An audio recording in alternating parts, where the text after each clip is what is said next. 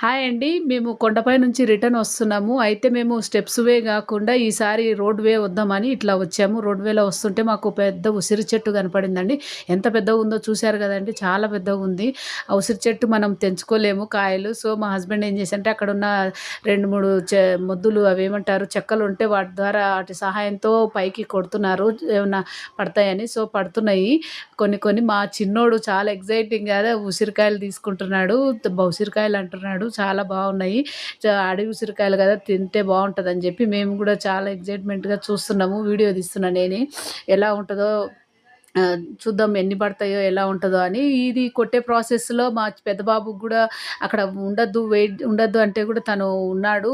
సరే వెళ్ళిపోతా అనే టయానికి మళ్ళీ ఉసిరికాయ పడిందనే టయానికి వచ్చేసాడు. ఆలోపు కట్టె వచ్చి తనకు తగిలి కొంచెం తనకు గాయమైందండి. సో, తను వాళ్ళ అత్త పక్క సైడ్‌కెళ్ళిపోయారు. మా చిన్నోడు ఒక్కడున్నారండి. Thank you.